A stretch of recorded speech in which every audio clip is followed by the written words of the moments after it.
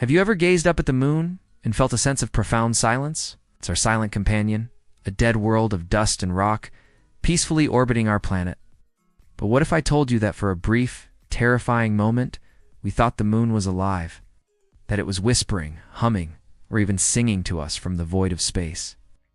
This is the true story of the strange music Apollo astronauts heard, a mystery that baffled NASA for decades. Picture this. It's 1969. The Apollo 10 mission, a dress rehearsal for the first moon landing, is in orbit. Eugene Cernan, John Young, Coma Stafford are gliding over the far side of the moon. They are completely cut off from Earth. No radio signals can penetrate the massive bulk of the moon. They are in absolute, total radio silence.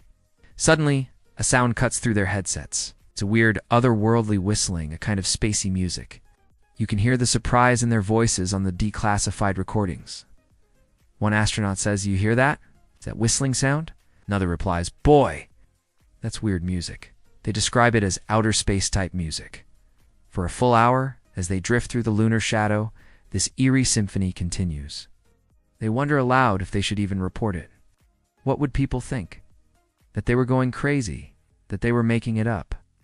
They knew they were the only humans for hundreds of thousands of miles. So, where was this sound coming from? When they returned to Earth, the audio tapes were classified. The mystery was buried in NASA's archives. What was this lunar music? Was it an alien signal? A secret transmission? Or something even stranger, emanating from the moon itself? The astronauts themselves were perplexed. Michael Collins, on the later Apollo 11 mission, also reported hearing it. He described it as a weird woo-woo sound. He was alone in the command module, orbiting the moon, while Neil Armstrong and Buzz Aldrin were on the surface. He checked all his systems. Everything was normal, yet the sound persisted whenever he was on the far side. For years, the public had no idea this had even happened. It was a secret held tight by NASA and the astronauts who experienced it. The idea of a sound in the vacuum of space was, and is, impossible. Sound needs a medium to travel, like air or water. Space is a vacuum, so how could they be hearing anything at all?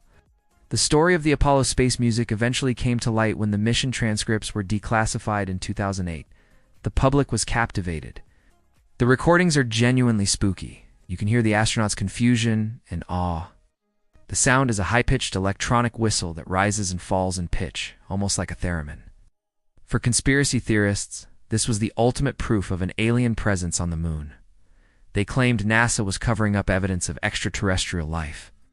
After all, if there was a simple explanation, why classify the tapes for so long? The mystery deepened, fueling countless documentaries, articles, and late-night talk show discussions. Was the moon trying to communicate? The theories ranged from the plausible to the utterly fantastic. Some suggested it was the sound of charged particles from the solar wind interacting with the moon's weak magnetic field. Others believed it was a geological phenomenon, some kind of seismic activity deep within the moon's core. And of course, the most popular theory remained: aliens. But scientists at NASA were not convinced by a supernatural explanation. They are, after all, scientists. They needed a logical, verifiable answer.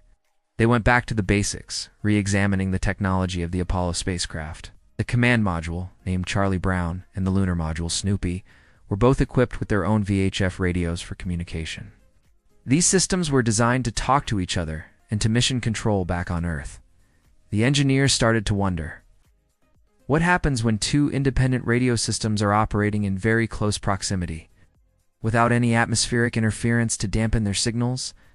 They began to suspect the answer wasn't out there in the cosmos, but right there, inside the astronauts' own equipment.